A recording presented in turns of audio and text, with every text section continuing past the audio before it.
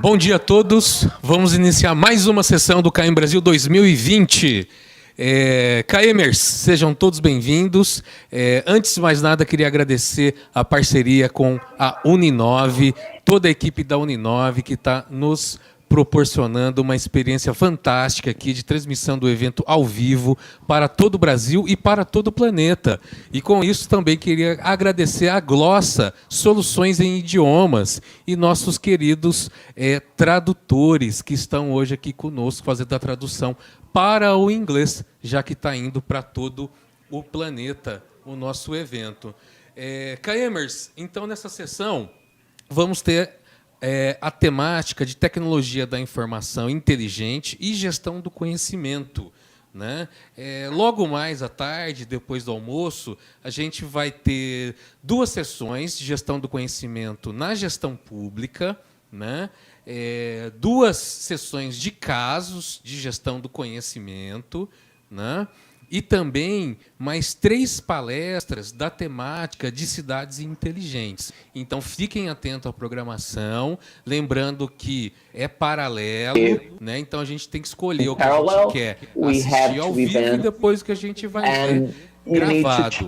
Eu vou, então, passar para o professor André Librantes, que é o coordenador da temática, né?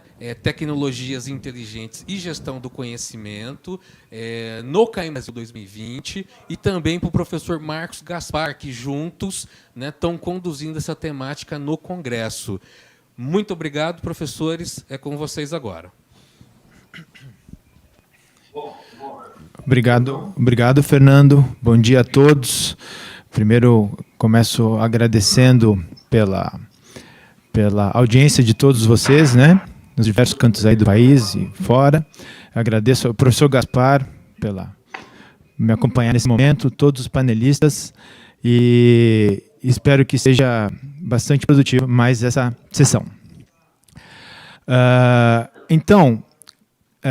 Como já disse o Fernando, o tema é tecnologias inteligentes e gestão do conhecimento. E cada vez mais as empresas e profissionais têm aplicado ferramentas, técnicas e soluções de tecnologia da informação de forma mais inteligente em prol da evolução da organização. Então, neste painel, nós apresentaremos casos práticos de aplicação da tecnologia da informação inteligente para a gestão do ativo conhecimento em diferentes empresas. Antes, gostaria de falar um pouquinho sobre o nosso programa de mestrado e doutorado, que tem esse alinhamento com essa temática, né? Então, esse programa de pós-graduação em Informática e Gestão do Conhecimento, nosso querido PPGI, ele tem como objetivo a formação de mestres e doutores qualificados cientificamente, com competência para desenvolvimento de atividades de ensino, pesquisa científica, P&D e de extensão. Isso vocês poderão notar a partir dos relatos, né, de muitos dos nossos colegas aí na sequência. Então, o que nós objetivamos com esse curso? Buscar profissionais com espírito inovador, dotando esses egressos com metodologias técnicas, ferramentas e recursos para atuarem de forma eficiente nos setores acadêmico e empresarial, propiciando assim conhecimento técnico científico nas áreas, então, abrangidas pelo programa, que são, basicamente, a modelagem e simulação computacional, sistemas inteligentes e gestão da tecnologia da informação e do conhecimento, né? Pelo próprio caráter do programa interdisciplinar, há um overlap entre as linhas, então não há um desenvolvimento estanque da pesquisa. Então, é por isso que nós, a partir disso, além do aspecto científico, nós nos destacamos pelo desenvolvimento de pesquisas com fins aplicados na criação de soluções para diversos atores do mercado. Ok? Bom, então agora eu passo a palavra ao meu colega, o professor Gaspar, para que então passe as informações sobre a dinâmica dessa nossa sessão. Obrigado. Obrigado, professor André. Bom dia a todos, mais uma vez bem-vindos, né, ao CAEM Brasil, esse grande evento que reúne a comunidade dos pesquisadores e praticantes da gestão do conhecimento no nosso país. Pois bem, nesse painel do PPGI, no CAEM Brasil 2020, né, nós teremos como pano de fundo a aplicação de tecnologias inteligentes e gestão do conhecimento para casos reais e soluções reais implementadas em diversas organizações. Então, conforme foi divulgado para todos vocês, de acordo com o programa exposto no site do KM Brasil, nós teremos aqui a apresentação de 4 pesquisas com foco nos resultados que elas alcançaram nas respectivas organizações em que foram foco. Então, nós teremos aí essas 4 pesquisas que vocês acompanham, né, no que está exposto agora. Em termos de agenda, a gente vai começar já com a primeira apresentação, com os professores Darcy Gatto e Renato Sassi, e vamos na sequência. As apresentações terão 20 minutos, sendo até 15 minutos de exposição, e para não esfriar o conteúdo do que foi apresentado por cada painelista, eu proponho como estrutura de apresentação que logo na sequência, no término da apresentação de cada painelista, a gente tem aí em torno de 5 minutos para questões e respostas, né? E no final também faremos um outro fechamento, um outro amarramento, uma outra amarração, para que nós tenhamos aí a ideia do todo, né, que foi apresentado. Eu passo a palavra, então, para o professor Darcy Gatto, com o painel Sistema Especialista no Apoio à Classificação de Criticidade de Versão de Software. O professor Darcy Gatto é um profissional de mercado também, atua no Softplan, uma grande empresa no mercado e no cenário nacional, e ele nos contará como é que foi desenvolvida a pesquisa de dissertação de mestrado dele e mais, como isso impactou na vida real, né, da empresa da qual ele é colaborador. Pois não, professor Darcy Gatto, sucesso na sua apresentação. Bom dia, professor Gaspar, tudo bem? Bom dia a todos os participantes aí do Congresso KM. Deixa eu colocar a apresentação aqui na tela. E aí vocês me confirmam se estão enxergando direitinho. Aparece para todos?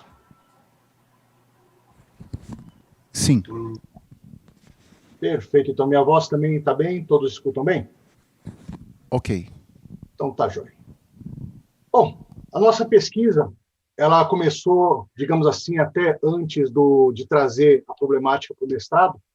Ela começou numa situação dentro da empresa que eu trabalho, onde, na ocasião, nós assumimos lá uma responsabilidade no setor de liberação de versão de software. Em outras palavras, nós éramos responsáveis por atualizar o software do nosso principal cliente. No caso, é um cliente que atua no ramo do Judiciário de São Paulo, é uma empresa pública, e a Softplan é o principal fornecedor desse software para essa organização aí. Então, começamos inicialmente num projeto que foi um projeto de expansão acordado entre a empresa e o cliente, onde todos os processos que eram executados dentro da organização deveriam ser digitalizados. Dessa forma, a empresa forneceu um software para isso e deveria ser distribuído para todas as localidades onde os usuários iriam utilizar esse software. Então, inicialmente, começamos o trabalho buscando entender como era esse processo de distribuição de versão de software, e foi visto que o processo era extremamente precário. Quando se atualizava a versão de software, vários usuários não tinham acesso à versão nova do software, ou, eventualmente, quem precisava de uma nova funcionalidade, o software não apresentava o respectivo resultado, e isso mostrou que o processo de distribuição de versão de software era totalmente falho. Então, iniciamos um trabalho de trazer, primeiro, mapear esse processo, entender como ele funcionava, trazendo ele na situação atual que ele estava e propondo ali uma mudança, mapeando esse processo. Então, trouxemos para dentro do setor de distribuição de versão de software a metodologia BPM, Business Process Management, para mapear esse processo. Feito o mapeamento do processo, entendemos que o processo de gerenciamento de liberação de versão de software deveria ser estruturado. Então, trouxemos também a aplicação de um framework, um conjunto de boas práticas, o ITIL, para desenhar esse processo de acordo com as melhores práticas que se entendia como seria no mercado.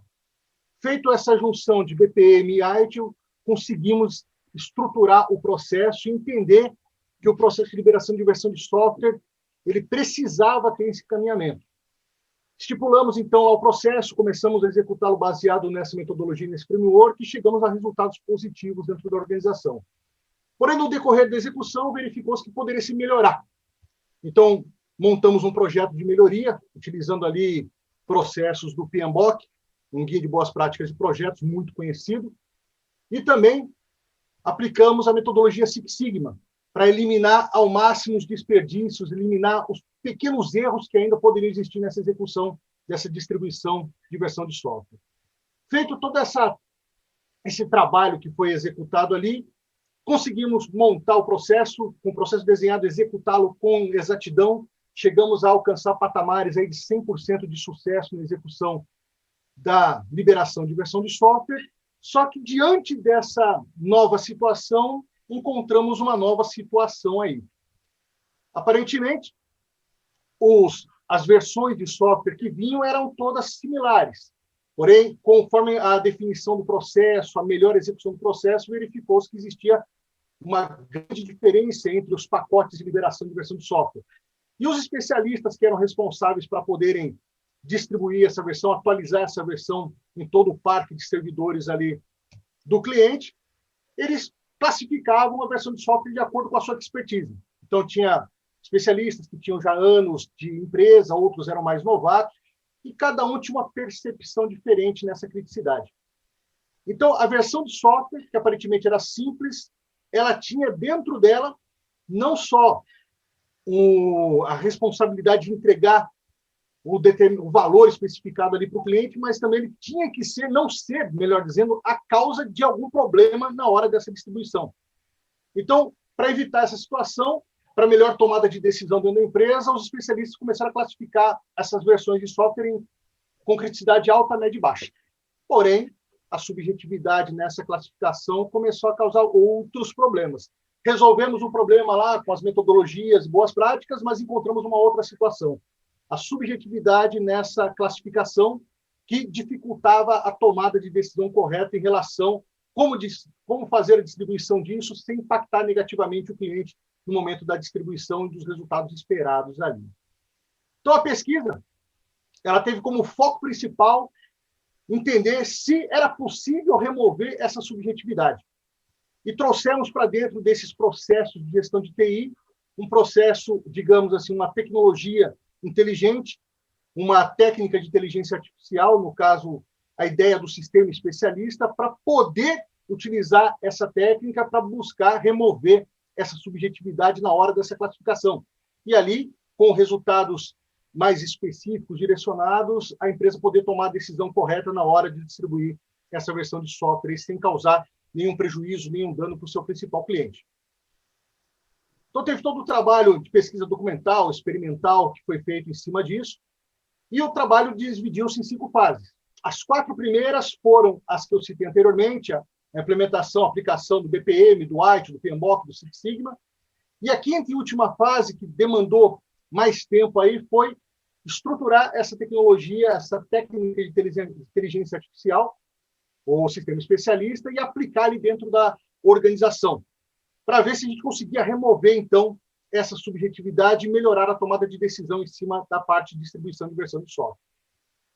Então, citei aqui essas partes que eu falei para vocês aqui, e o principal motivador da gente poder trabalhar em cima disso foi que a empresa, até então, pelo menos dentro desse cliente, nunca havia implementado nenhuma técnica de inteligência artificial para nenhum dos seus processos.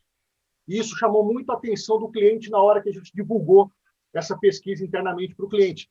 A área que a gente estava alocada lá de infraestrutura da organização, das aplicações da organização, incentivou muito isso. A própria empresa ela autorizou a gente fazer essa pesquisa, esse trabalho dentro da organização, montar ali, desenvolver um sistema especialista, pegar o conhecimento dos especialistas, inserir dentro desse sistema, através de questionários que foram aplicados ali a todos os especialistas envolvidos, tentar trazer essa expertise para dentro do sistema especialista para que ele removesse toda e qualquer variação que pudesse haver nessa classificação de criticidade. Eu falei, a especialista tinha o seu know-how, a sua expertise, e essa classificação ela variava muito.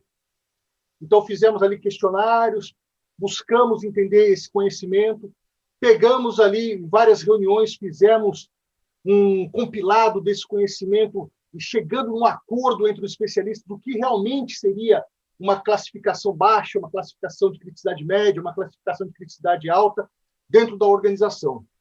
Feito esse consenso, levantando essas informações, foi-se escolhido ali a tecnologia para se desenvolver o sistema especialista, inseriu-se esse conhecimento através de regras de inferência dentro do sistema especialista, e ali começou a se fazer os testes em cima de uma base de dados de software de homologação dentro da empresa. Nesse momento, durante o decorrer dos testes aí da pesquisa, verificamos que a criticidade ela tinha um detalhe bem diferente. Os pacotes de software estavam divididos em cenários que até então não eram contemplados pelos especialistas. Cenários de menor complexidade, outros dentro ainda do cenário de menor complexidade, mas com algumas nuances específicas que diferenciavam eles entre si. Da mesma forma, os de criticidade média, da mesma forma, os de criticidade alta. E isso mostrou que realmente havia uma grande, vamos dizer assim, um grande uso, entre aspas, de subjetividade ali na execução do processo. Começamos a fazer, então, a inferência através do sistema especialista na hora que os pacotes de versão de software chegavam. Aqueles que se aproximavam muito da percepção inicial dos especialistas, o sistema especialista conseguia dar uma classificação. Aqueles que tinham variações que não eram vistas, digamos, a olho nu, assim, pelos especialistas, o sistema especialista encontrou dificuldade no começo. Porém, no decorrer da pesquisa, conforme as versões eram inseridas dentro do sistema especialista, verificou-se que versões anteriores que não eram contempladas pela classificação passaram a ser classificadas pelo sistema especialista. Isso mostrou que o sistema especialista começou a aprender quais eram as nuances de diferenças ali dentro das versões de software que eram disponibilizadas para atualização. Fechamos, então, a pesquisa da primeira etapa, digo, da quinta fase, né, que era o desenvolvimento e aplicação do sistema especialista, e conseguimos resultados coerentes com o esperado do consenso que foi feito pelos especialistas. E aí decidimos pegar a base de dados de produção e aplicarmos o sistema especialista sobre essa base. Lembrando que a empresa incentivou isso, o próprio cliente se interessou pela aplicação, e ali fizemos a inferência em cima dessa base de dados, que era muito maior, tinha até, inclusive, variáveis a mais que não eram contempladas na aplicação da base de homologação, e ali o sistema especialista começou também naquele mesmo passo. Inicialmente, os que eram similares ele foi aceitando, os que tinham variações ele não encontrava resposta. Mas no decorrer da aplicação, da inserção dos dados, dessa base de dados dentro do sistema especialista, ele passou a ter o aprendizado ali das diferenças da classificação de versão de software. E depois, aí, de um determinado tempo de aplicação desse sistema especialista, ele começou também a dar resultados coerentes ao consenso que foi dado pelos especialistas anteriormente ali nas reuniões. E isso deu condições de que a área conseguisse mostrar para a empresa e também para o cliente qual era a real criticidade da versão de software no momento que ela deveria ser liberada. E quando era de criticidade baixa, tínhamos ali uma certa tranquilidade para poder aplicar a versão. Quando era de criticidade média para alta, já subiu o alerta que permitia que a empresa levantasse ali recursos, maior atenção, acompanhamento mais específico para evitar que algum problema pudesse acontecer. E isso favoreceu com que todas as liberações de versão de software alcançassem um patamar de sucesso de 100% dentro da organização, trazendo ali o resultado positivo da aplicação de uma técnica de inteligência computacional em cima de processos de gestão de TI, que era o processo de liberação de versão de software. Então, as principais contribuições que a gente conseguiu com essa pesquisa, além do conteúdo acadêmico em relação à elaboração da literatura em cima da pesquisa, em relação ao âmbito corporativo, a empresa, tanto a empresa fornecedora, a Softplan, quanto a que estava consumindo o serviço, que era o seu principal cliente, conseguiram ter aí um acordo muito interessante comercial em relação à entrega do serviço, proporcionando uma maior confiança, proporcionando uma maior tranquilidade na execução desse processo que é tão crítico para a organização, pois se a versão de software não era atualizada de forma correta, o cliente não funcionava praticamente. E no âmbito social, posso dizer que a principal contribuição, pelo fato dessa empresa, desse cliente, trabalhar diretamente com a sociedade através da digitalização de processos físicos, processos, digamos assim, naturalmente vamos citar o cliente, o Tribunal de Justiça de São Paulo. Os processos foram totalmente digitalizados e estão em fase final de digitalização, e o software que proporciona esse trâmite mais rápido de julgamento de processos facilitou muito a vida dos profissionais ligados aí ao Tribunal de Justiça de São Paulo. Então, esse sucesso nessa implementação, no setor apenas, influenciou não só o nosso setor, mas como a empresa como um todo, mostrando ali, melhorando a execução de processos de gestão de TI com a aplicação de uma técnica de inteligência artificial. Então, em resumo, toda a pesquisa aí que perdurou, não só perdurou os 2 anos e meio do mestrado, mas ela já vinha acontecendo antes mesmo de eu entrar no mestrado, uma pesquisa que durou praticamente 4 anos, chegou a esse resultado positivo dentro da corporação e, por consequência, dando um resultado muito positivo para o seu principal cliente, que, no caso, foi o Tribunal de Justiça de São Paulo. E é isso aí, pessoal. Obrigado, professor Daci, pela explanação, eu respeito ao tema e também, principalmente, pelo discurso direto, né, em relação à ênfase nos resultados. Lembrando a todos da audiência que fiquem à vontade para mandar perguntas, questões, e eu gostaria só de começar essa sessão de perguntas em relação a este caso exposto pelo professor Daci, questionando você, professor Daci, se você teria alguns indicadores de Professor resultado... Gaspar. Oi. Professor Gaspar. Pois não. Desculpa, posso fazer um breve comentário? Claro, o professor Renato Sassi, que foi orientador da dissertação do professor Daci. Fique à vontade. Obrigado. Eu acho que vale ressaltar, principalmente porque o KM é um evento essencialmente do conhecimento, né? De conhecimento, de gerenciamento do conhecimento. Primeiro que é possível associar melhores práticas, boas práticas, métodos com uma técnica da inteligência artificial, no caso, os sistemas especialistas, né? O segundo ponto foi selecionado o sistema especialista porque é uma técnica tradicional, começou em 1965, com um software chamado Dendral, né? É simples de usar, portável e muito confiável, né? Já foi aplicada em milhares e milhares de empresas, né? O fundamental do sistema especialista é que ele é um sistema de retenção do conhecimento. Então, há uma entrevista com esses especialistas, esse conhecimento ele é retido e colocado no sistema especialista, e a partir daí, em função de suas inferências, né, ele vai aplicar as regras de produção para resolver os problemas, né, e apoiar a tomada de decisão. O importante, em se tratando de KM principalmente, é que o conhecimento dos especialistas estão armazenados nesse sistema especialista desenvolvido, né? Então, após o consenso, esse conhecimento está armazenado.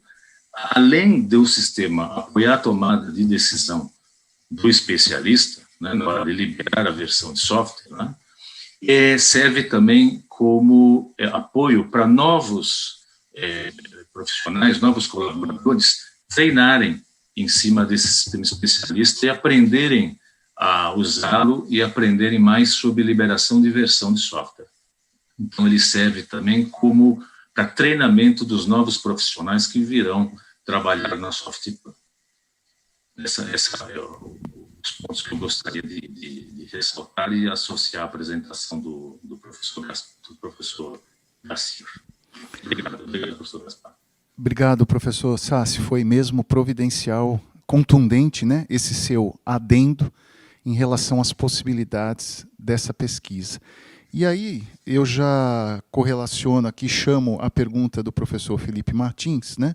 Esse tipo de técnica pode ter aplicação em outros setores, fora de software? Caso eu tenha um problema na minha empresa, eu poderia adaptar o que você fez na sua empresa, nesse caso, para minimizar os riscos? Perfeitamente, professor. A estrutura de utilização do sistema especialista ela pode ser aplicada a qualquer domínio de conhecimento. No nosso caso, personalizamos ele para a parte de liberação de versão de software, utilizando indicadores chaves de desempenho que foram ali pesquisados durante todo o decorrer da pesquisa e utilizamos eles como parâmetros balizadores, digamos assim, para a elaboração das regras de inferência específicas para a liberação de versão de software. Porém, você pode executar o mesmo processo de levantamento de conhecimento, levantando indicadores específicos daquele problema que está sendo estudado e, baseado nesses indicadores, trabalhar ali regras de inferência que podem ser inseridas num sistema especialista para resolver aquele problema em específico.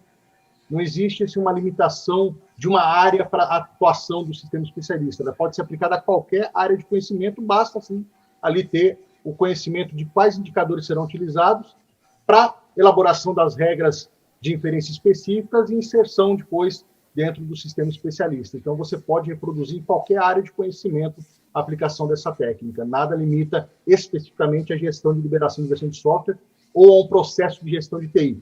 Ele pode ser aplicado a qualquer tipo de domínio de conhecimento, inclusive gestão de riscos propriamente ditos, sejam eles riscos de segurança da informação, riscos corporativos, utilizando até apoio de outras ferramentas, como, por exemplo, matriz Boot ou matriz de probabilidade de impacto para gerenciamento de riscos. Você pode trabalhar em conjunto, utilizando elas como possíveis balizadores para elaboração das regras de inferência que serão inseridas dentro do sistema especialista, sem problema nenhum. Tá bem, obrigado, professores. Oi, pois não, professor. Professor Gaspar, posso reforçar mais um ponto? Desculpe. Claro. Professor Felipe, existe um trabalho de 2017, né, um artigo de um pesquisador chamado Wagner, e ele coletou 311 estudos de caso em que se aplica a sistemas especialistas, das mais diversas áreas, inclusive está na dissertação do Dacier. Né?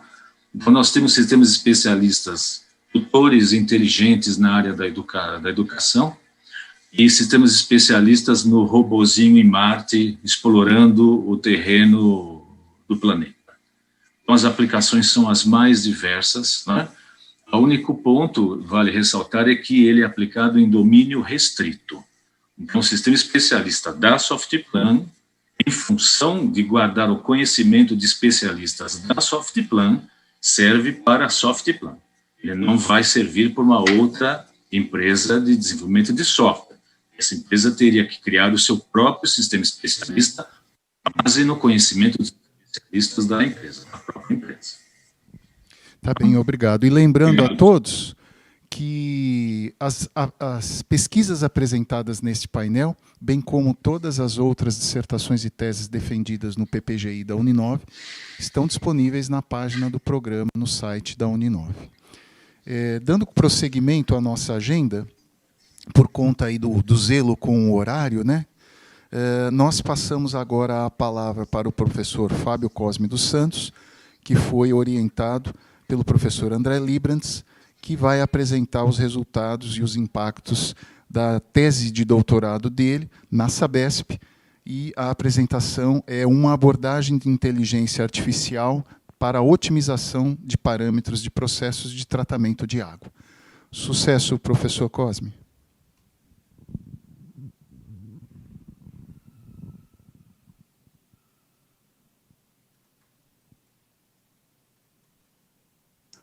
Todos me ouvem?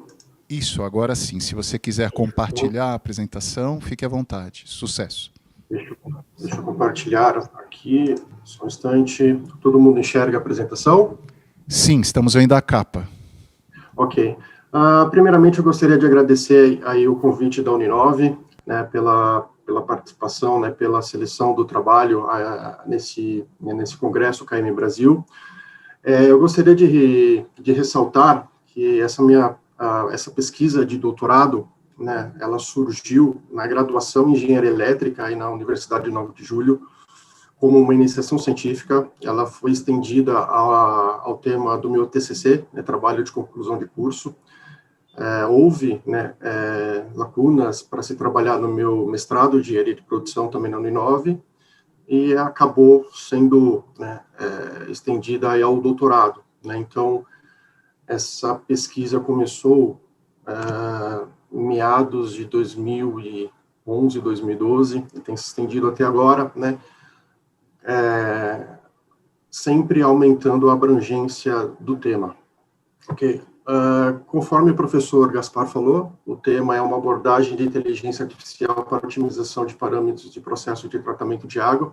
Essa pesquisa ela tem um viés muito de processo, né, processo industrial, onde o tratamento de água acaba sendo um processo muito complexo, né, e que envolve variáveis, fenômenos físico-químicos bem complexos. O porquê do desenvolvimento dessa pesquisa, né? Bom, eu vou começar primeiro com um conceito rápido sobre tratamento de água, né? Nós, seres humanos, não podemos consumir a água diretamente de uma represa, de um rio, porque ela contém micro-organismos e algumas outras substâncias nocivas ao ser humano. Então, toda a água captada, né, desses mananciais, elas precisam ser submetidas a uma estação de tratamento de água, seja qual for a tecnologia, justamente para eliminar essas substâncias indesejáveis, né?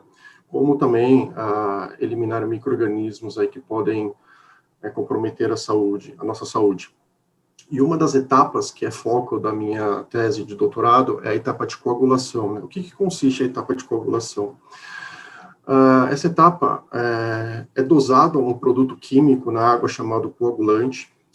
Esse produto químico ele tem a função de desestabilizar as cargas elétricas da sujeira, né? Então, começa-se um processo de limpeza onde essa desestabilização elétrica ela faz com que as sujeiras, né, os elementos de suspensão comecem a se unir para que os processos posteriores à etapa de coagulação retenham essas substâncias. Então,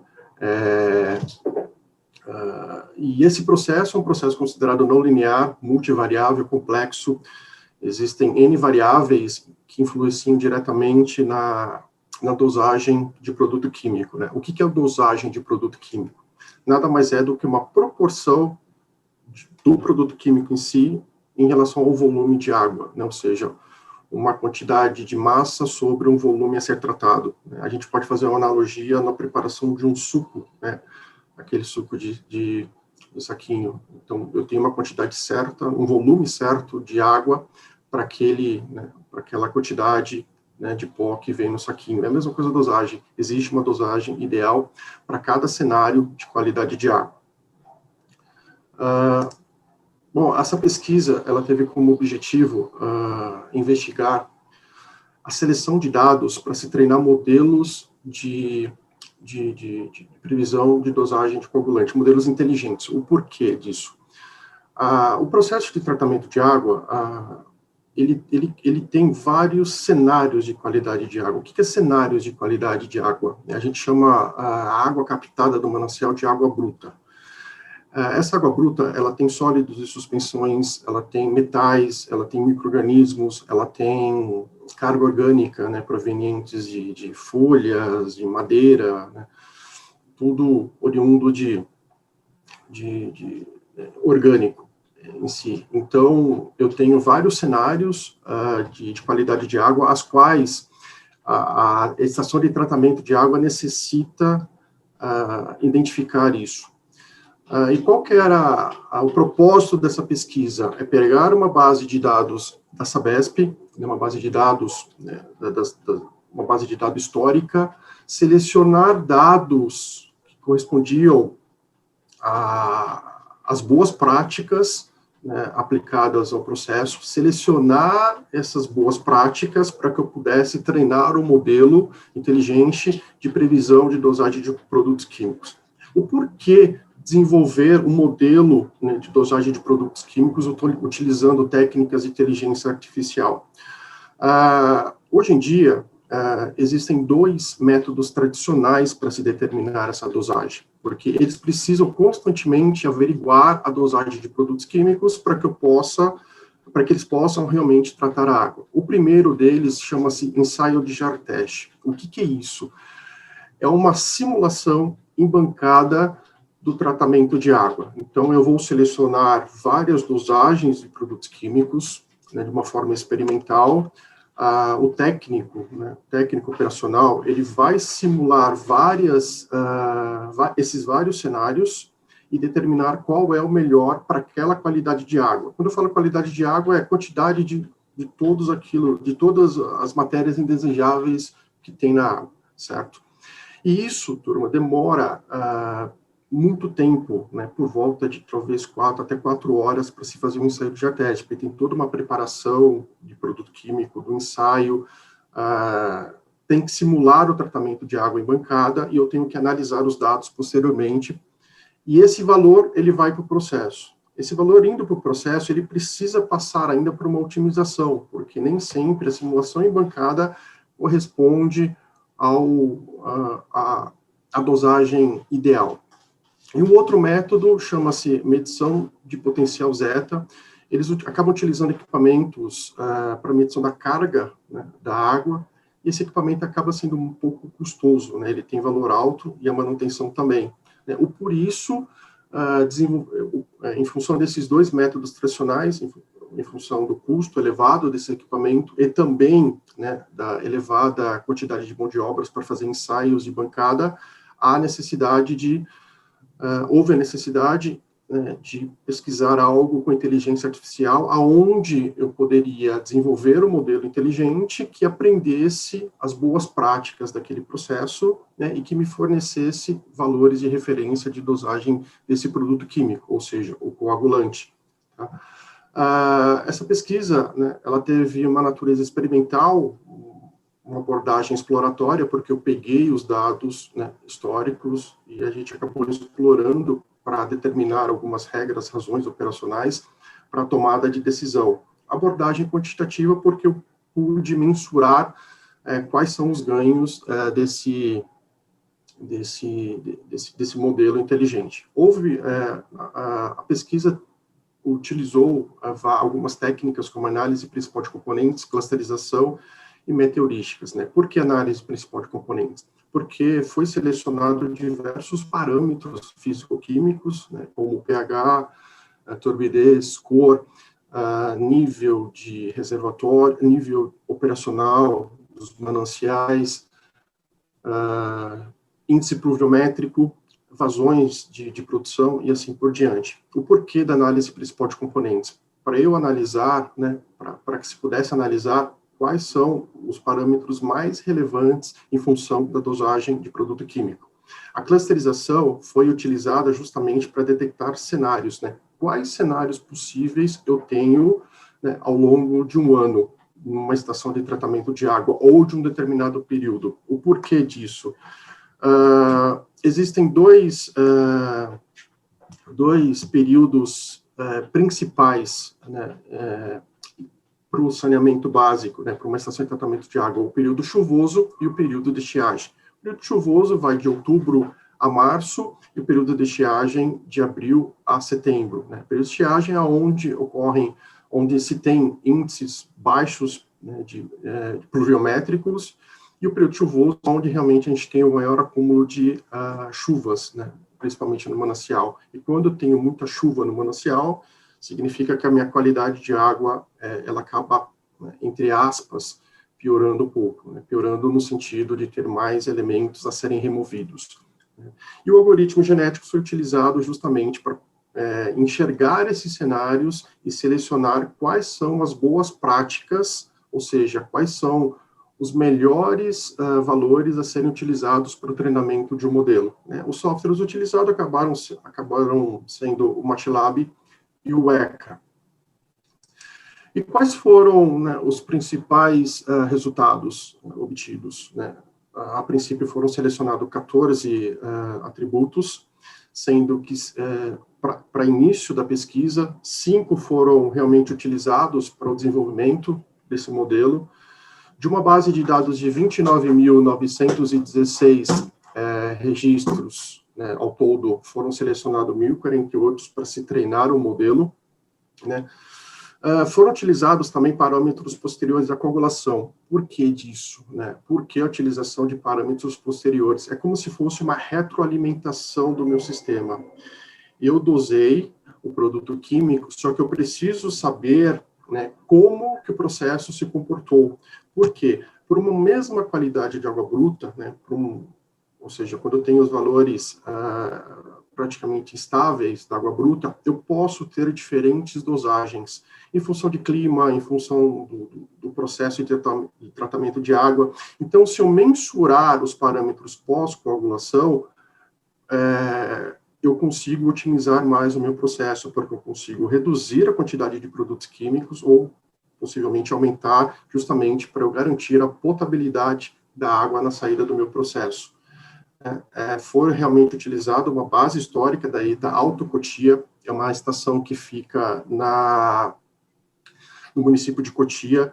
A vazão nominal dela é de 1.250 litros por segundo, ela abastece aproximadamente 400 mil habitantes, né? Então, a gente utilizou os dados históricos dessa estação. Essa estação ela tem um manancial preservado de 2 represas. O que é manancial preservado, né? Ou seja, eu tenho uma represa onde eu tenho floresta em volta, né, e eu não tenho nenhum tipo de poluente, né, não tenho nenhum tipo de carga poluente nessa represa. Foi realmente desenvolvido nessa tese uma metodologia para seleção de dados de modelos inteligentes, né, com foco na etapa de coagulação, mas eu poderia estender essa metodologia para a etapa de cloração, né, onde eu faço a desinfecção da água, a etapa de alcalinização, onde eu faço a correção do pH da água, e assim por diante. Então, houve um desenvolvimento de uma metodologia onde eu pudesse realmente, sendo que eu aplicasse, onde eu aplicando todas essas técnicas, eu conseguia selecionar dados referentes às boas práticas, né, dados históricos. E quais são as principais contribuições para a prática? Esse modelo foi implementado no sistema de automação dessa estação, ele está rodando em fase piloto.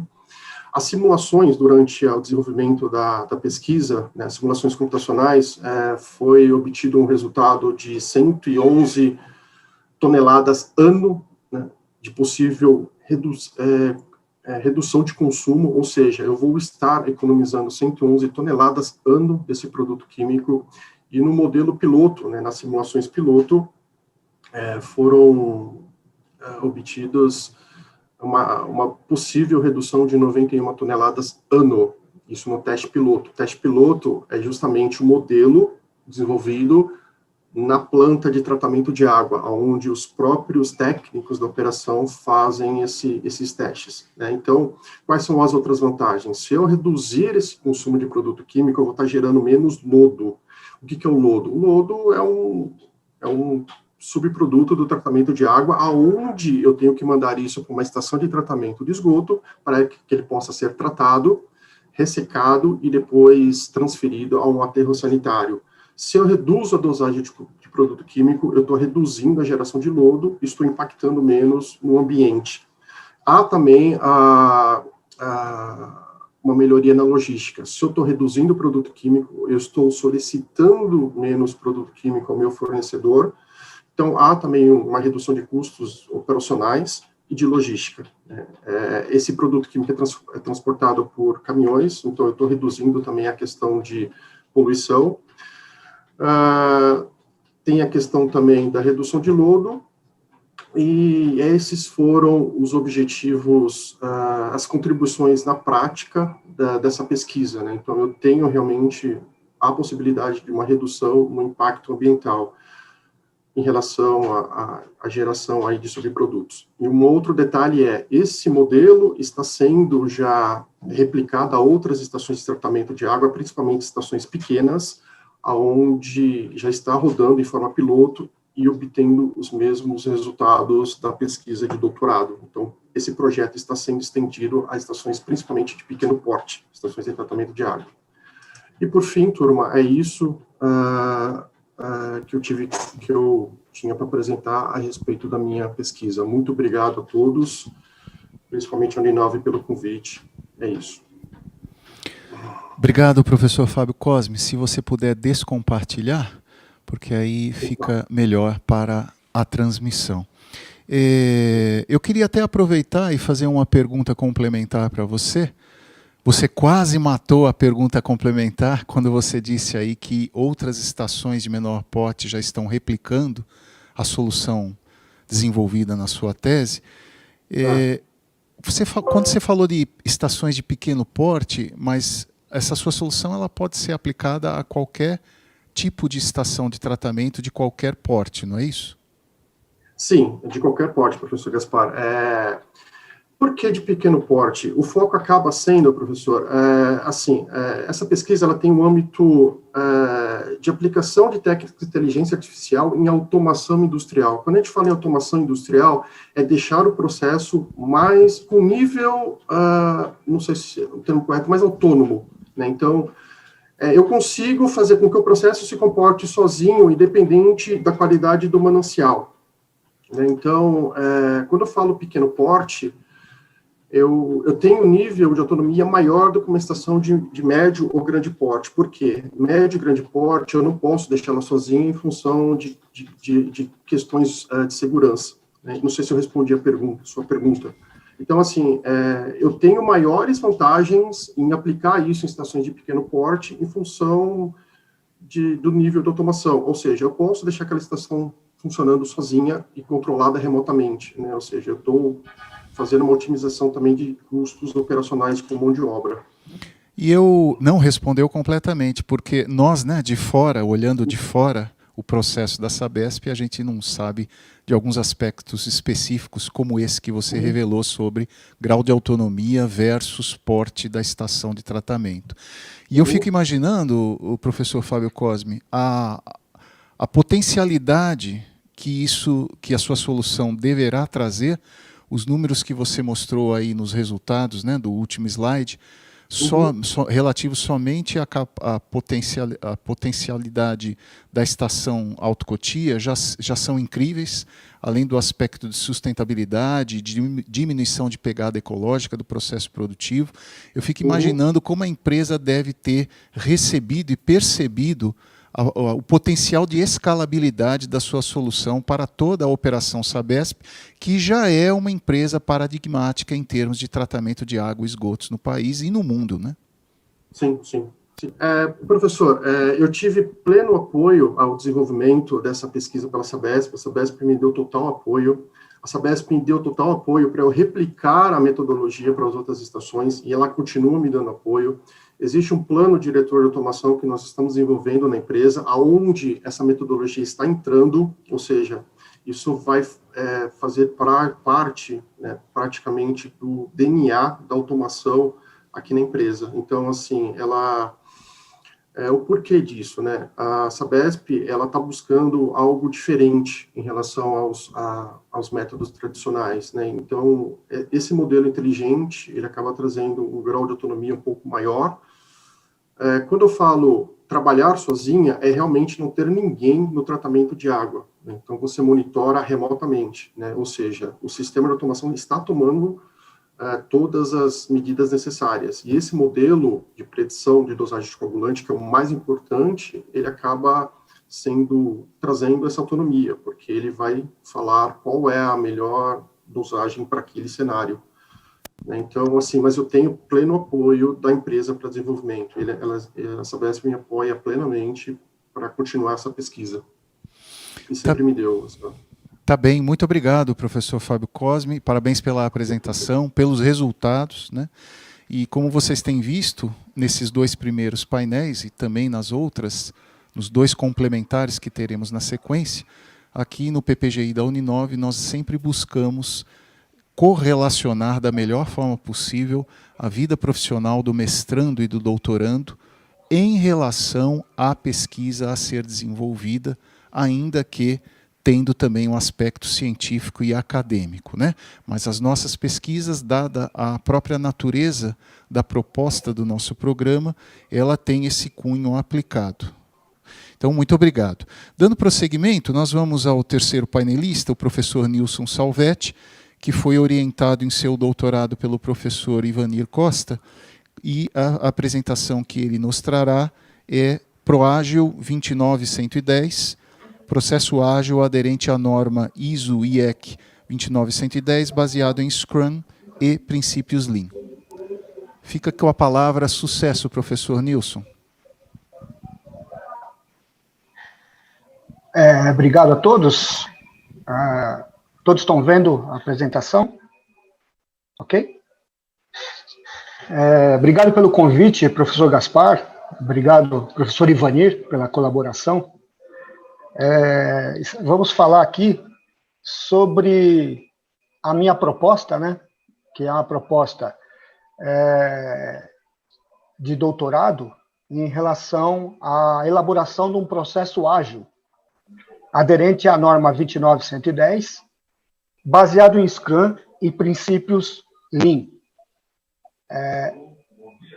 A contextualização, esse problema de pesquisa, né, a gente tem que se reportar, a gente se reporta aos últimos 40 anos, onde, durante todo esse tempo, apareceram propostas e utilização de metodologias das mais diversas naturezas, né?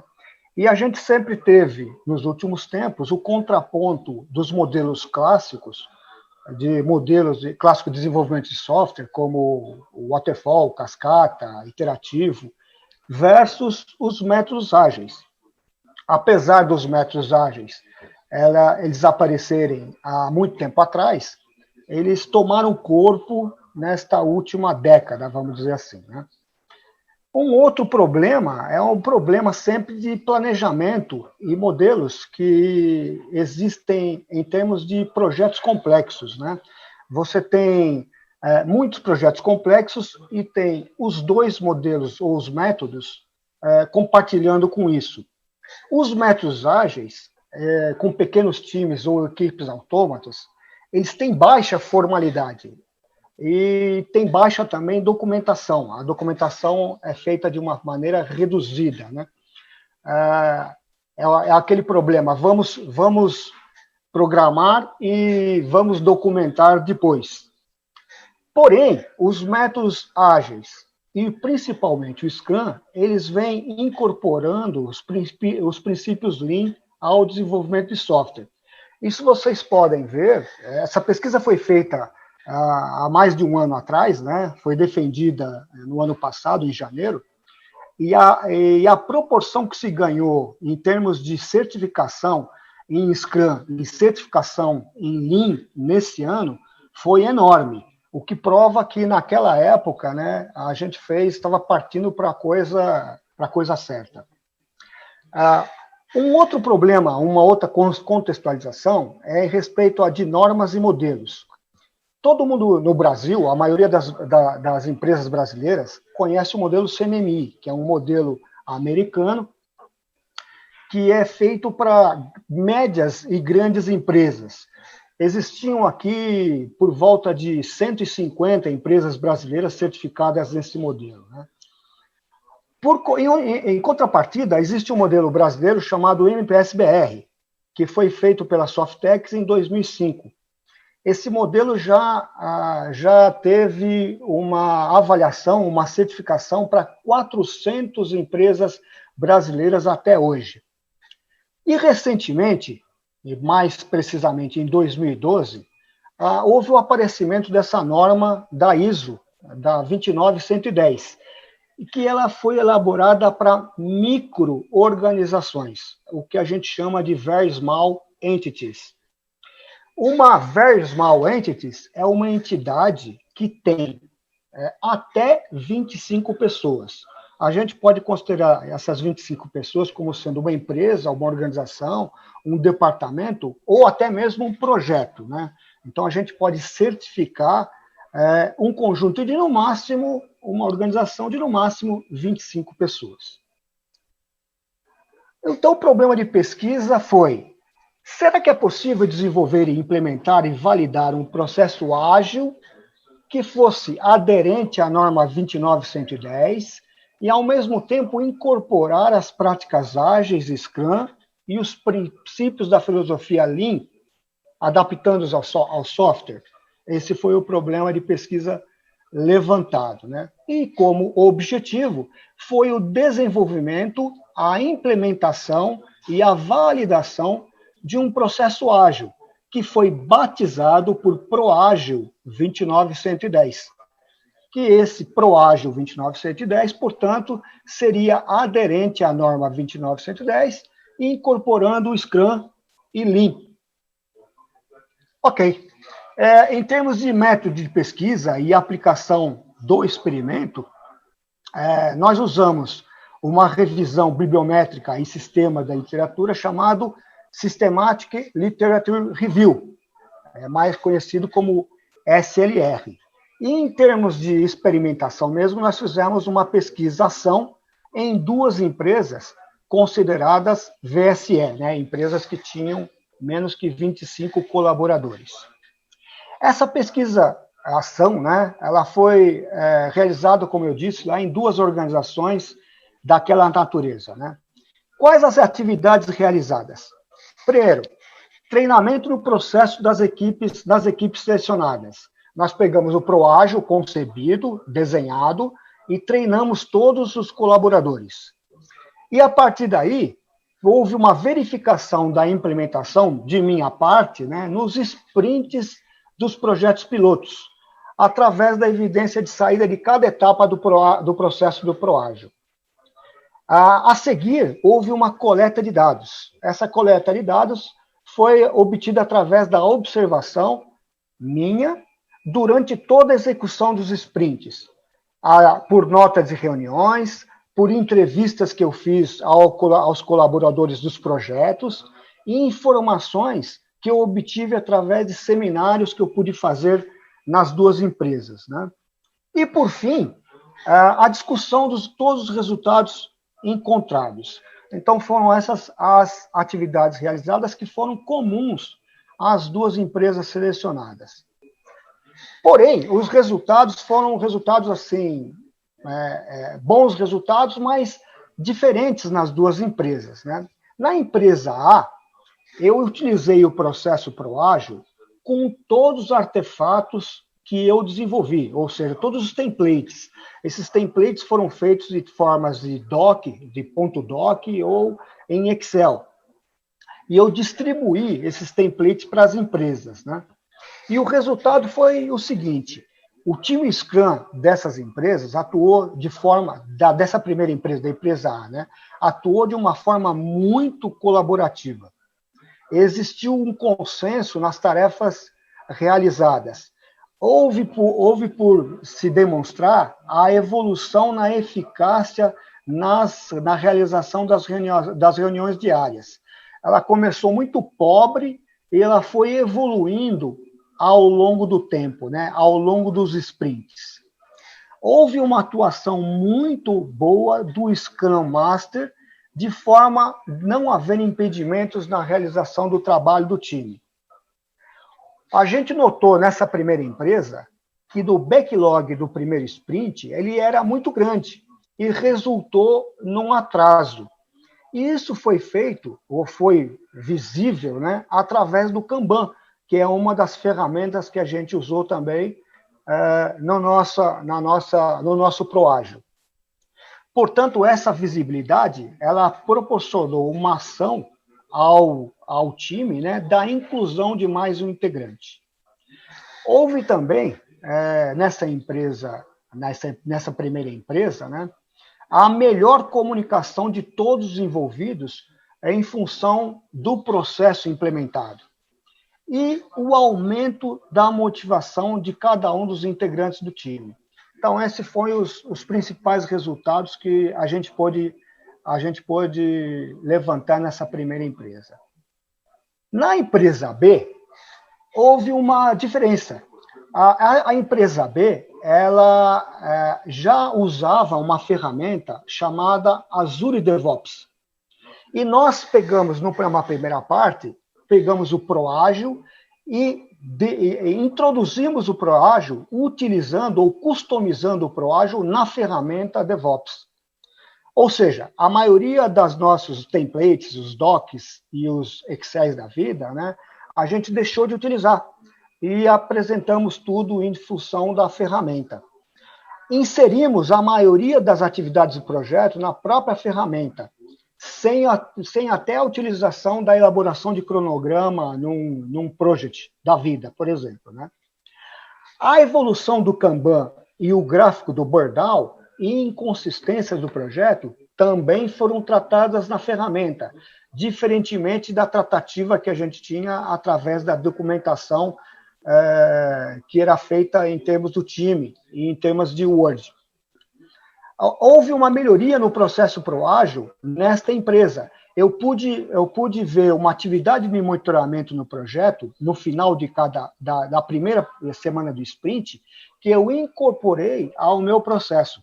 Ou seja, a própria metodologia, né, essa pesquisação, ela serviu para que o resultado na empresa proporcionasse uma melhoria no meu processo. E, pelo fato do Azure DevOps ser uma ferramenta colaborativa, isso contribuiu demais para que os princípios Lean, que tratam da amplificação do conhecimento e fortalecimento de equipe, ela fosse plenamente disseminada.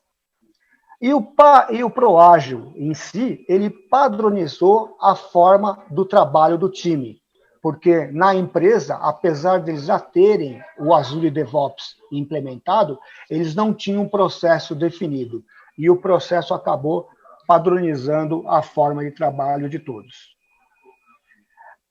Como conclusão, a gente elencou várias, né, mas aqui as de maiores relevâncias. Houve uma grande melhoria na comunicação e aumento na colaboração entre os times em função da semântica da comunicação padronizada no ProAgile. Obviamente, a necessidade de construção de uma cultura de autogerenciamento, né, de forma a convencer a todos do time que eles são os próprios gerentes, acabando, portanto, né, com aquela gestão de projetos onde você tem um gerente de projeto e uma porção, né, e equipe de projeto. Então, dentro desse processo, todos são os próprios gerentes, e essa construção dessa cultura, ela é difícil, mas tem que ser disseminada. A implementação na empresa B mostrou a importância de se encontrar ferramentas computacionais para contribuir na implantação do processo. Então, o Azure DevOps, como uma ferramenta, ele se mostrou muito útil no aceleramento da disseminação do processo, né? E a gente pode replicar o processo para outras ferramentas de mercado, né? O Azure DevOps é apenas um exemplo. E a automação, ela acaba se tornando importante no fato que ela otimiza a tarefa e dá uma visibilidade maior ao time no que se diz respeito ao andamento do projeto. Como principais contribuições e aplicações da nossa tese, né, nós temos um livro aí a ser escrito pelos pesquisadores, eu e o Ivanir, envolvendo essa disseminação do processo para essas pequenas empresas brasileiras. Então, esse livro aí, escrito a 4 mãos por mim e pelo professor Ivanir, está começando a ganhar corpo, né? Existiu o registro da marca ProAgile 29110 junto ao INPI. Essa marca já foi registrada, o ProAgile já está registrado como uma marca no NPI. Houve também o desenvolvimento de artigos contemplando vários resultados obtidos e submetidos a periódicos indexados, com resultados bastante positivos, né? E a aplicação do processo ProAgile. Esse processo ProAgile, a gente já teve a oportunidade de já aplicar numa terceira empresa, através de consultoria. Então, é um resultado que a gente teve na prática, né, um trabalho teórico, vamos dizer assim, mas com aplicações muito práticas em empresas.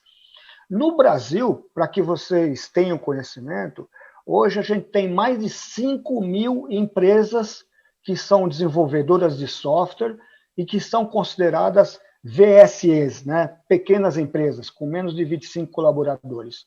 Então, a gente tem aí um mundo de aplicação para esse processo.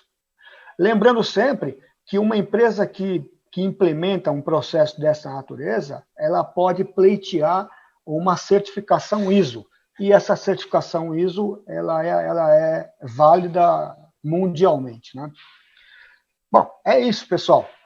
Esse foi o meu trabalho. Agradeço aí a atenção de todos. Me coloco à disposição para as perguntas que vierem. Obrigado. Pois bem, posso? Oi, pois Tá me não, ouvindo, complemento? Gaspar? À vontade. Sim. Nilson, parabéns aí pela apresentação e, como sempre, você foi modesto nos resultados. Eu vou dizer uma coisa, o seguinte, que é importante a gente deixar claro. Implementação de métodos ágeis vem ocorrendo desde 2000, começo de 2000. E as empresas foram, dependendo das suas culturas, foram adaptando diversos métodos às suas realidades. O que a gente sente falta desde essa época é que a grande prioridade que as empresas dão, e claro que isso é pressão de mercado, pressão de custo, pressão de tudo, né, mudanças, etc., como a gente vem falando o tempo inteiro, é uma pressão por ser ágil. Significa fazer rápido, entregar rápido, para não perder o espaço no mercado. Isso é pressão mundial, não é só brasileira. Mas o que acontece? O conceito agilidade, ela, às vezes, ela dá uns tropeços com relação à qualidade. E o que nós temos que dizer é que a ISO ela tem como fundamentação, a base dela é a qualidade. Então, o que ela está trazendo dentro das pequenas empresas e nós agora, né, Nilson? Tentando colocar essas práticas da qualidade dentro do processo ágil. Porque a gente diz, não, mas ágil está lá nos princípios do manifesto ágil que tem que entregar rápido. Então, eles são, por princípio ágil, não muito favorável à documentação e nem muito favorável a imposições passo a passo de verificações de qualidade. Quando você escuta, no máximo, aqui tem um cara de teste no time. E nós sabemos, Nilson, pelos nossos 40 anos aí de experiência, que isso só não basta. Testar não pode ser algo considerado de alta qualidade, porque ele ocorre sempre ou durante ou no fim, quando, na realidade, a qualidade tem que começar lá, desde o levantamento da necessidade. E aí, por isso que eu acho a grande contribuição da ISO, que você propôs o processo e que está tendo sucesso, é trazer para dentro da agilidade a qualidade intrínseca ao processo sem perder a agilidade. Era isso. Obrigado, professor Ivani.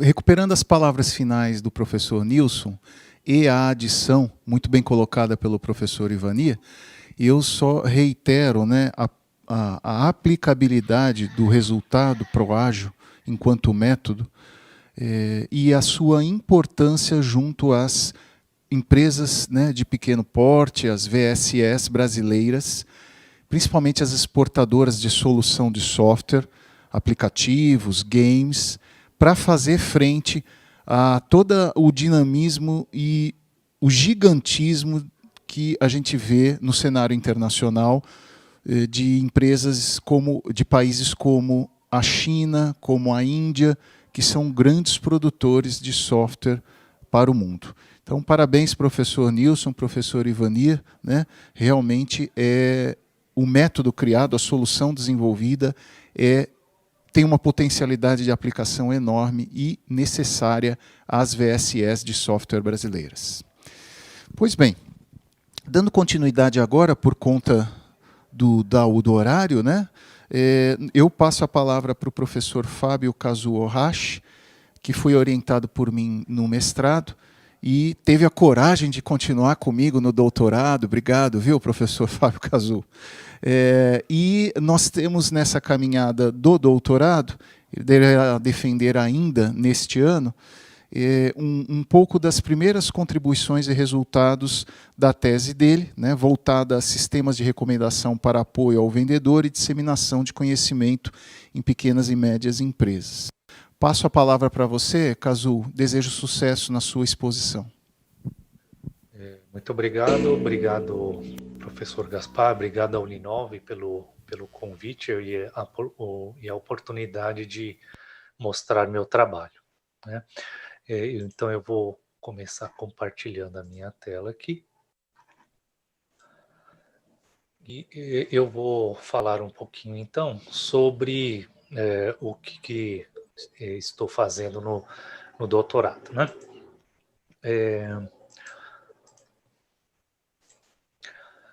Então, o título do trabalho é Sistemas de Recomendação para Apoio ao Vendedor na Disseminação do Conhecimento em Pequenas e Médias Empresas.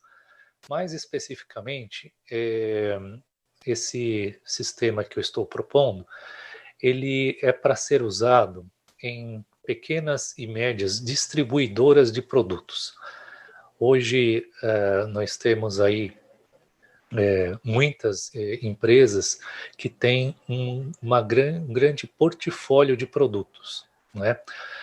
Especificamente, citando um exemplo, a empresa onde eu trabalho são 35 mil produtos. Então, o conhecimento desses produtos é muito difícil um vendedor conhecer todos os produtos desse tipo de empresa, né? E é muito comum também, nós temos diversos lançamentos. Na empresa onde eu trabalho, por exemplo, são 200 lançamentos por mês. Então, é quase que humanamente impossível um vendedor saber, né, e conhecer todos os produtos que uma distribuidora tem na linha. Esse problema também acontece no caso de empresas de distribuição de produtos alimentícios, produtos farmacêuticos também, né? Porque hoje você tem uma imensidade de produtos, né? Então, o uso de sistemas de recomendação, ele já é bem conhecido no cenário que eu estou mostrando aqui na figura da esquerda, né? Os sistemas de recomendação não são uma novidade no mercado. Os primeiros sistemas de recomendações mais famosos foram o sistema de recomendação de livros da Amazon, né, que existe até hoje. No site deles, vocês podem perceber que os produtos que aparecem para a pessoa são diferentes de acordo com o usuário, né? A lista de produtos que aparece para mim é diferente do que aparece por uma outra pessoa.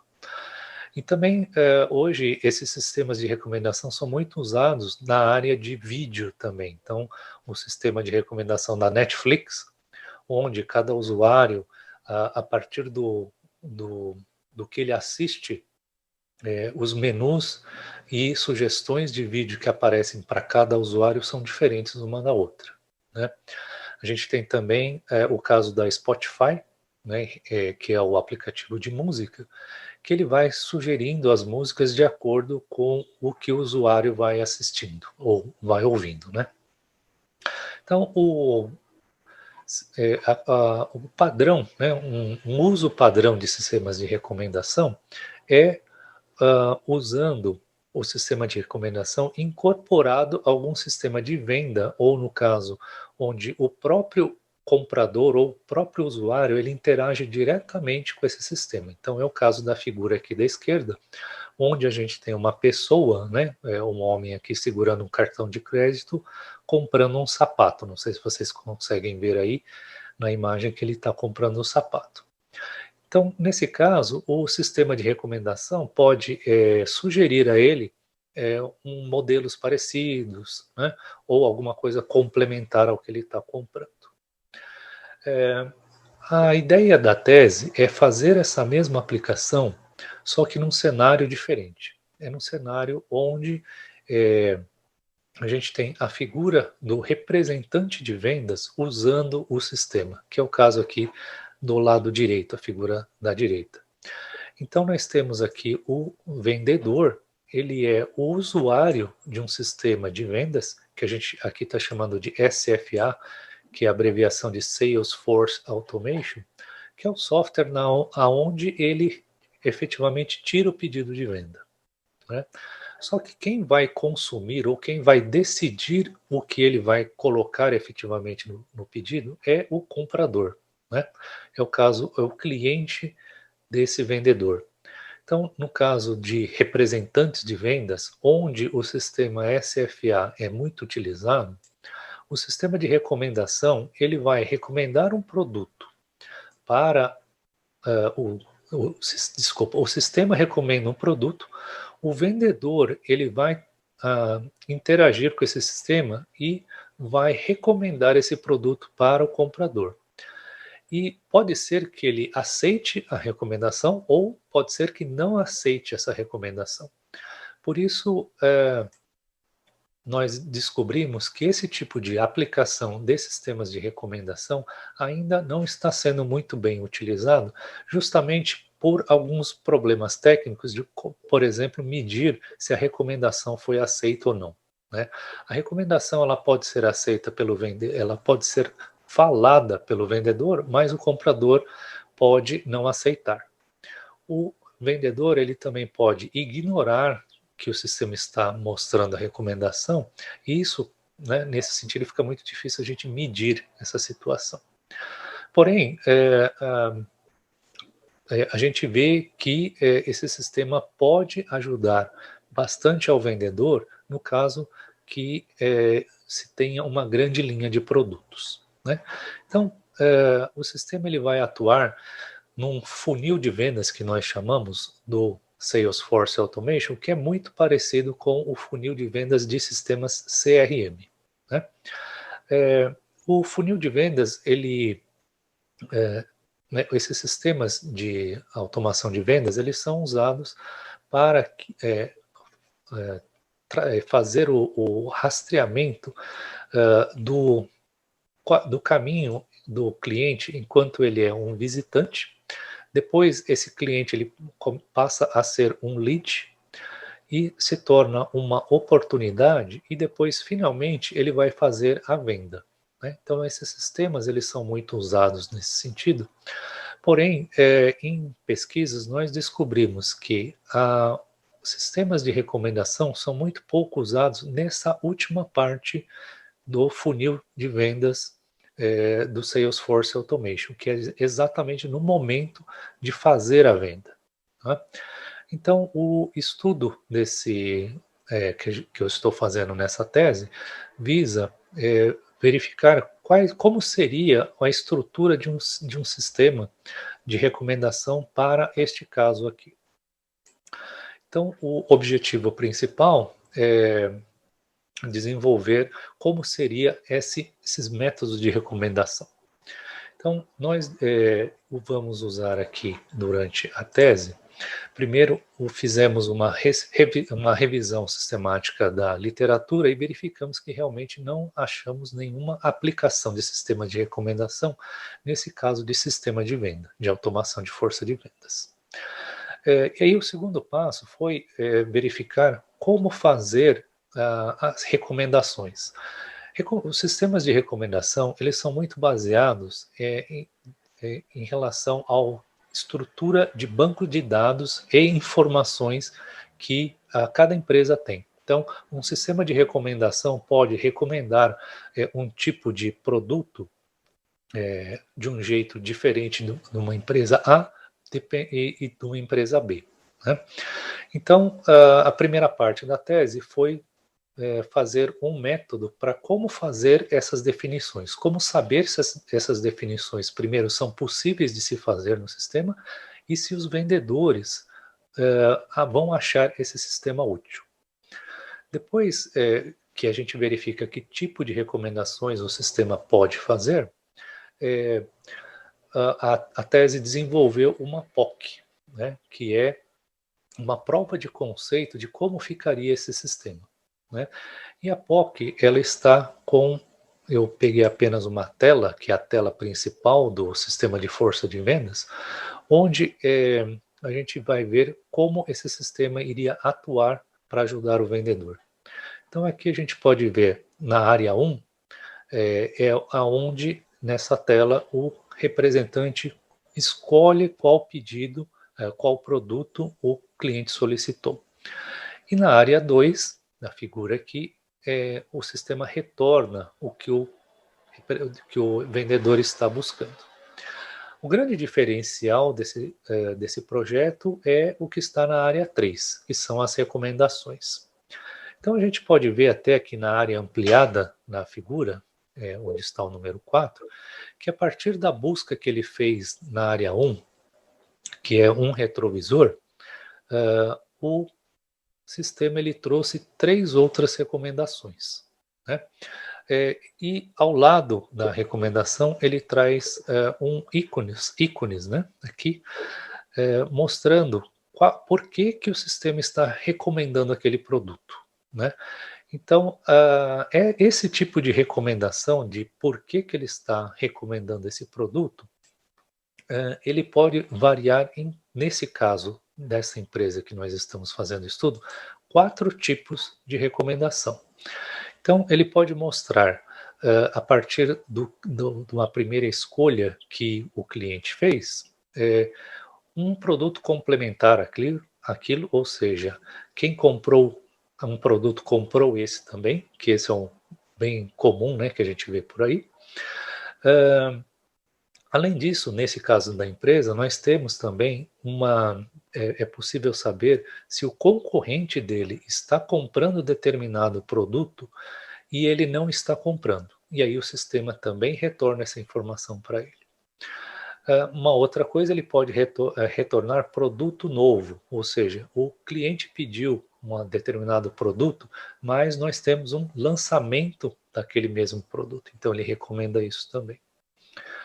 E, especificamente nesse caso, também nós conseguimos saber como é que está o preço do produto em relação aos diversos concorrentes da distribuidora, né? E aí o sistema pode alertar ou avisar o vendedor que temos um outro produto que está com preço melhor do que aquele que foi solicitado, né? Então,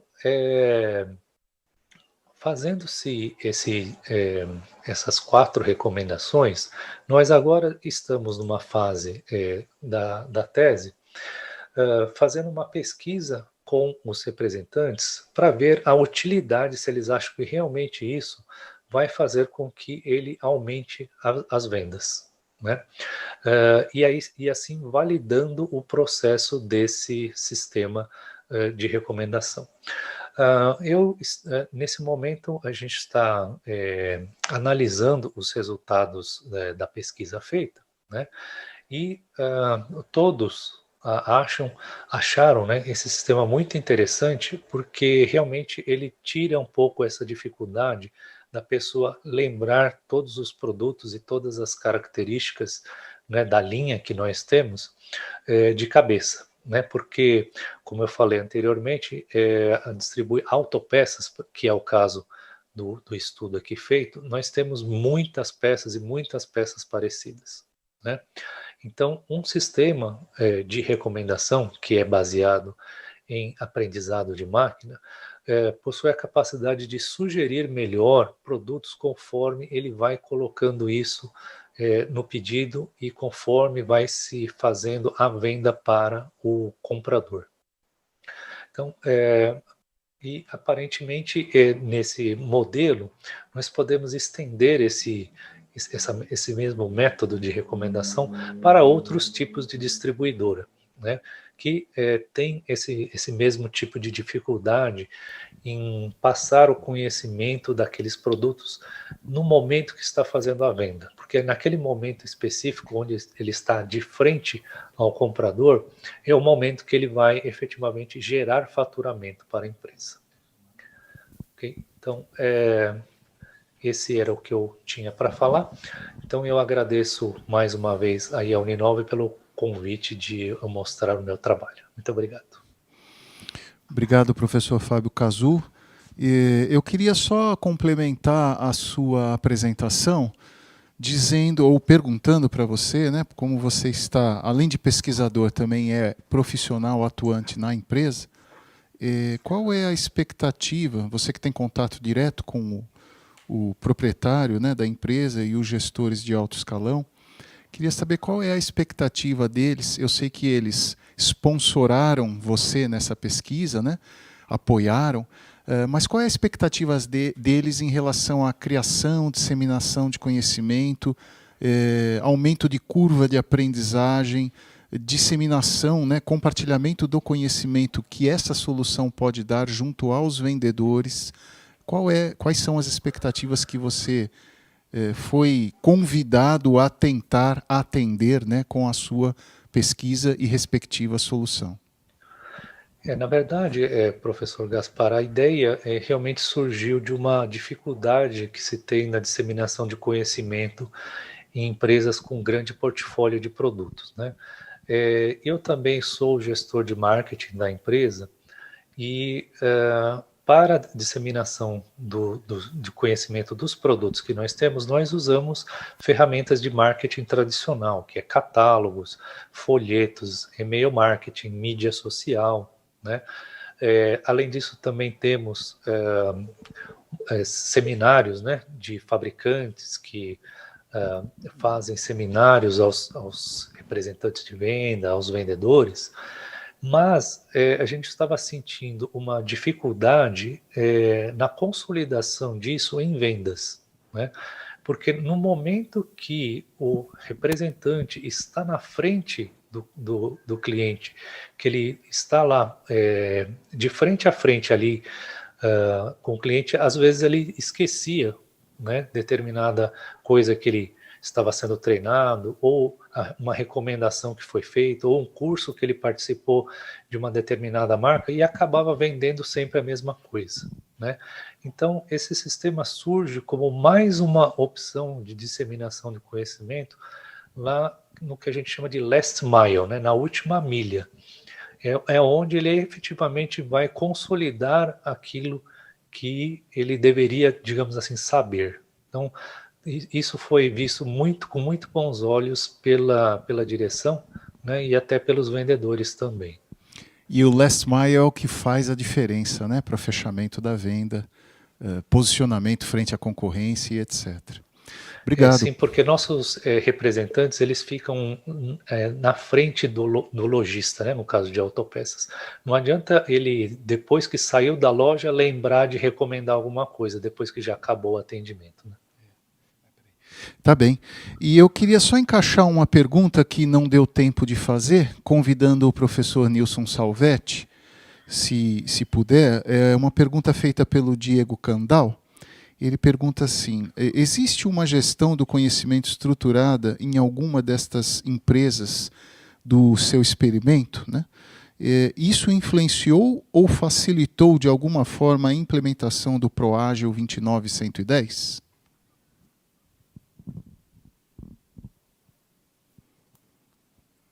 Professor Nilson, talvez esteja com o microfone mutado, né? Eu acho que o Nilson saiu. Você sabe de ter acompanhado, professor Ivanir, por favor? Não, nenhum deles tem essa possibilidade. Não existe isso na maioria das VSS pequenas, não tem esse tipo de gestão de conhecimento estruturado. Como eu estava ontem mesmo na palestra do Diego, né, a gente teve chance até de participar com ele, o grande problema que tem é esse. O pessoal de agilidade, o pessoal principalmente de startup, eles têm que resolver o problema para ontem. Então, eles não estão muito preocupados nesse tipo de coisa. Eles estão ali trabalhando junto e o conhecimento acaba sendo passado e trabalhado com o time. O time vai adquirindo aquele conhecimento de forma assim natural, mas não registrada. Existe no método Ágil Scrum fortemente um evento que é chamado o evento de retrospectiva de cada sprint, onde o time tem algum tempo, dependendo do tamanho do sprint, para discutir o que deu certo, o que deu errado e o que vai ser feito depois para corrigir os desvios ou pegar aquilo que deu certo e fazer com que esse time, próximos times, possam utilizar. Mas isso ainda é feito muito informalmente. Algumas ferramentas, como o próprio Nilson apresentou aqui, uma das empresas usa, tem espaço, e a maioria das empresas utiliza o Gira hoje no Brasil, tem grande espaço para isso. Eu, inclusive, a última empresa que eu trabalhei com o Metro Ágil, a gente implementou no Gira esse espaço, mas o grupo, o time, eles não estão querendo ficar colocando ali dentro, escrevendo, que para eles isso é perda de agilidade. O que vai ter que ser feito, Diego, é problema de cultura. A gestão do conhecimento, como própria qualidade intrínseca ao processo ágil, vai ser uma conquista a longo prazo. Se a gente começar a colocar muito desse tipo de proposta dentro do Scrum, ele vai daqui a pouco se tornar um método pesado. E eles vão fugir tremendamente disso, porque foge do princípio básico dos métodos ágeis. Agilidade. Inclusive, eles dizem, na arquitetura do software, que você não tem que ficar pensando muito tempo, não. Tem que ser algo que funcione agora o mais simples possível. Se for no futuro necessário, refaça-se. Coloca no lugar uma nova versão, mas não gaste tempo com esse tipo de coisa. Então, Diego, vai ser uma luta muito grande para a gente introduzir essas coisas, tá bom? Com muito cuidado. Obrigado, professor Ivanir. E caminhando para o encerramento por conta do horário programado, eu queria voltar ao professor Fábio Cazu, uma pergunta de Carlos Soares dos Santos. Segundo ele, como lidar com a concorrência em relação à ferramenta, pensando em gestão do conhecimento além das fronteiras da empresa? Uma pergunta meio filosófica essa, não?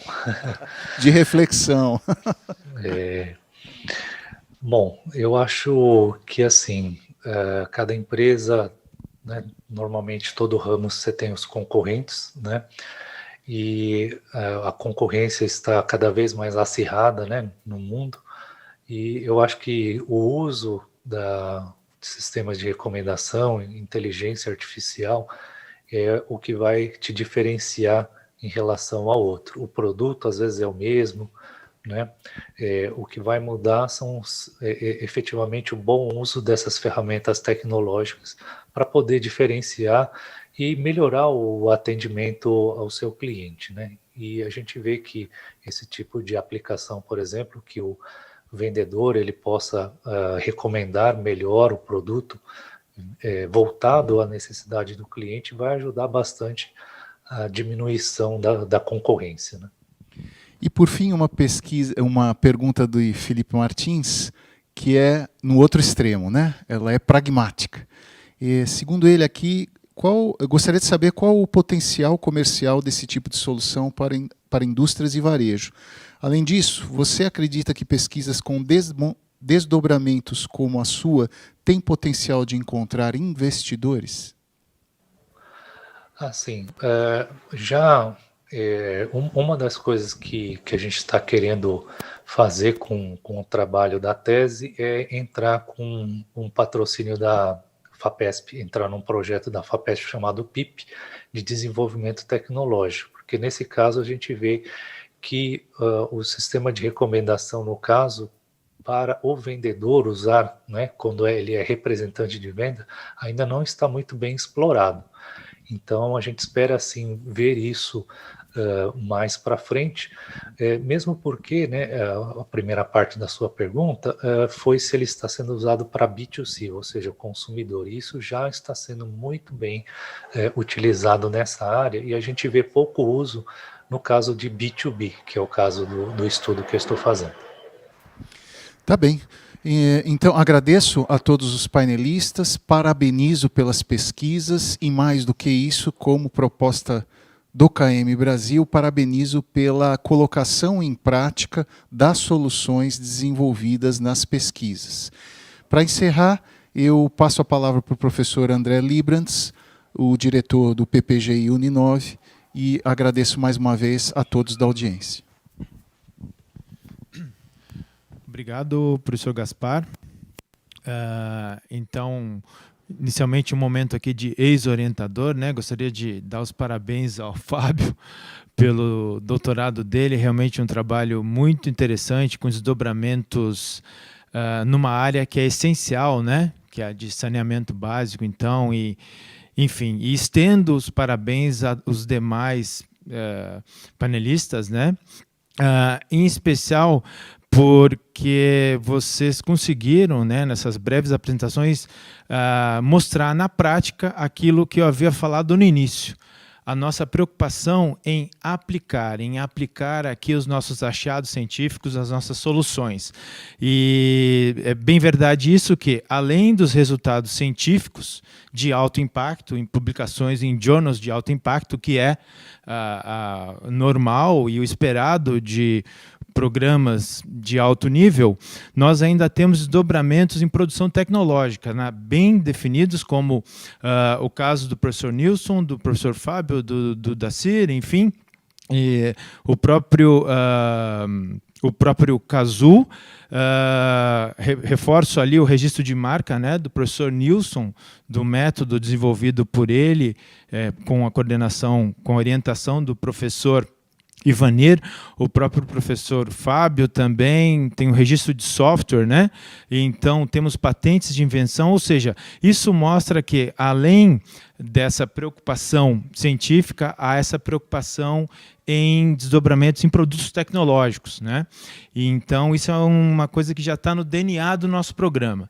E você que tem o interesse de desenvolver o seu mestrado, o seu doutorado, e também tem essa vontade de poder aplicar o que você desenvolveu aqui, eu convido para participar do nosso processo seletivo, né? Em breve teremos o edital, né, para os mestrados e doutorados, não só do PPGI, como dos Cidades Inteligentes, também o nosso parceiro nesse evento.